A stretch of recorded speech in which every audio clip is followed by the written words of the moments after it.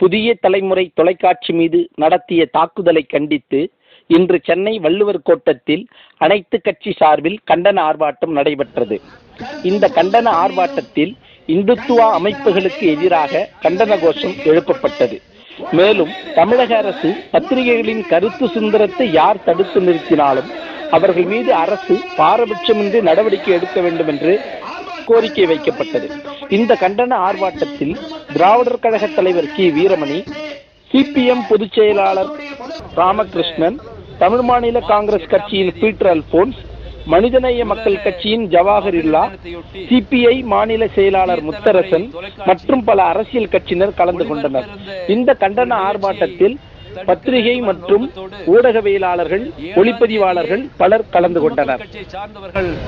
புதிய தலைமுறை தொலைக்காட்சிக்கு சென்று தகராறு செய்திருக்கிறார்கள். 8ஆம் தேதி காலை இந்து முன்னணி அமைப்பை சார்ந்தவர்கள் புதிய தலைமுறை நிருபரை கேமராமேனை தாக்கியதோடு கேமராவை உடைத்திருக்கிறார்கள். ஒரு பெண் நிருபரை தாக்கியிருக்கிறார்கள். தலைமை செய்தியாளரை தாக்கியிருக்கிறார்கள். இது நடந்தது மார்ச் மாதம் 8ஆம் தேதி. பல அரசியல் கட்சிகளின் சார்பாக, பத்திரிகையாளர் சங்கத்தின் சார்பாக இந்து முன்னணி இந்து மக்கள் கட்சி வன்முறையை கண்டிக்கின்ற போதே கடந்த 12ஆம் தேதி இந்து இளைஞர் சேனா என்ற ஒரு அமைப்பு புதிய தலைமுறை தொலைக்காட்சி வளாகத்திற்குள் அதிகாலை 3 மணிக்கு குண்டெறிந்து தாக்குதல் நடத்தியிருக்கிறார்கள்.